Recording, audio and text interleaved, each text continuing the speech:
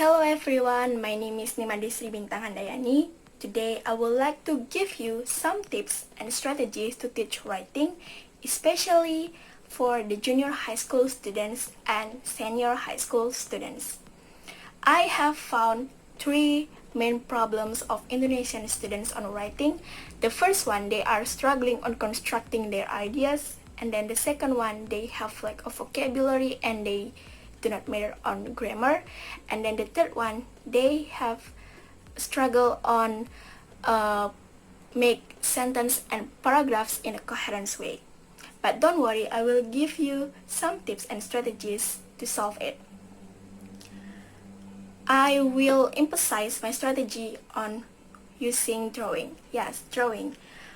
Drawing and writing have a tight relationship because sometimes when people write something, they can make their draft or they can construct their ideas first by using drawing instead of directly to write it into sentences and words, so they can use drawings. Besides, by using drawings, people can be more creative on constructing their ideas. And this is how I do it. The first strategy, I will ask my students to draw everything in their mind. For example, I teach recount text. Recount text is usually related with someone's past experience, so my students can draw everything in their mind, such as their experience when they are having holiday or their childhood experience. Whatever it is, just draw it. It doesn't matter if your students don't have enough ability on drawing, because our focus is not on their drawing but in their writing. So the example will be like this,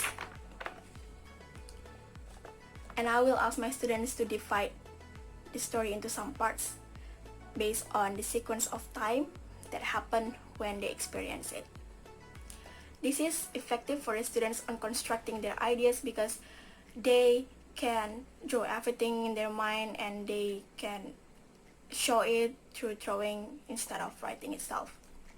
And then the second strategy, I will provide my students with picture and or drawing along with the story that is being described in the picture or the drawing.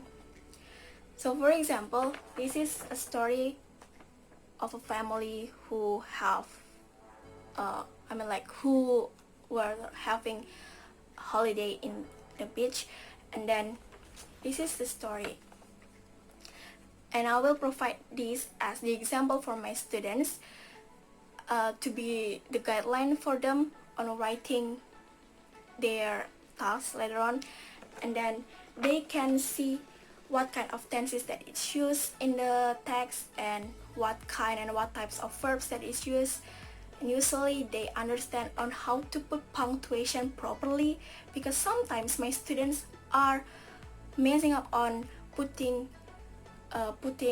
commas and dots. They are messed up about it, and then this is very important to understand on how to use conjunction and sequence of time in order to make the story flow smoothly. And this is why I ask my students to divide their story into some parts, because in the third strategy I will ask them to connect and arrange their story into one full story. So based on the text that I provided for them, they can understand on how to translate their drawings into story just like this. They will understand on how to use tenses properly, they will gain new vocabulary from it, and of course they will understand on how to use punctuation and how to choose conjunction properly. And I think this is effective for the students, especially the students who like drawing, because they can be more effective about it. And I think that's all about my strategy for today. Hopefully this strategy can be helpful for other teachers out there. And thank you for your attention.